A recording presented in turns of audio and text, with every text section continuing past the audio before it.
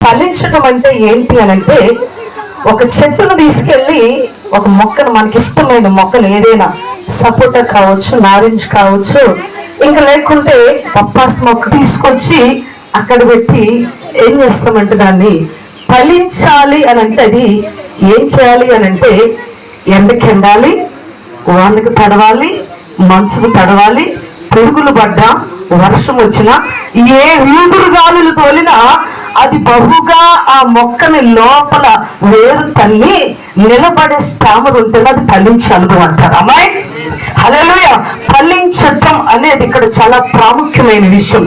నేను కుటుంబ వ్యవస్థల గురించి చెబుతున్నా. పెళ్లి రోజు అంటే గడిచిన సంవత్సరం అంతట్లో దేవుడు యేసురాజును తేజస్సుని దేవుడు మహిమకరముగా జతపరిచి ఆ సంవత్సర కాలం అంతటిలో దేవుడు దీవించి అయితే ఈ జ్ఞాపకాన్ని దేవుడు మనకి ఈ కుటుంబంతో కలిసి కొన్నిసార్లు అవమానం ఎదురవుతుంది, కొన్నిసార్లు లేమి ఎదురవుతుంటది, కొన్నిసార్లు మనం కోరుకున్న మనకు దొరకవు, మనకు కావాలనుకున్న మన దగ్గరికి రావు, కొన్నిసార్లు మనం తినాలనుకున్నది మనకు దొరకదు, మనం తాగాలనుకున్నది మనకు దొరకదు, మనకి ఇష్టమైన వస్తువు కావాలనుకున్నప్పుడు అది దొరకదు.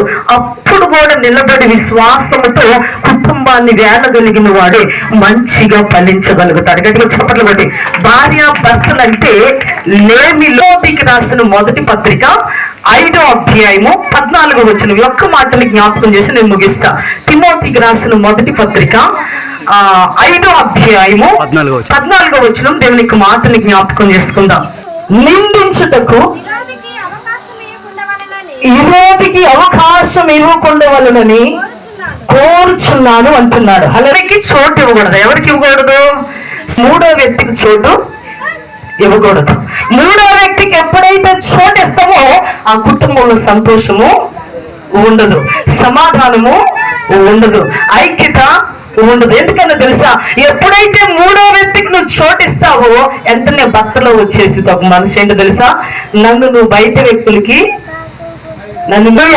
నూతన అంటే వివాహాన్ని జ్ఞాపకము చేసుకుంటారు. అయితే వీళ్ళ జీవితాంతం నేర్చుకోవాల్సింది ఏంటంటే ఎదుటి వానికి చోటు, మన కుటుంబ విషయాలలో ఎదుటి వారికి చోటు ఇవ్వకూడదు. ఎప్పుడైతే నువ్వు ఆ లక్షణాలు కలిగి ఉంటావో ఊరు వెళ్ళిపోతు కాదు, గౌని వెళ్ళిపోతూ కొనియాడబడతావు. అమ్మాయి ఎక్కడికి వెళ్ళినా నువ్వు కొనియాడబడతావు.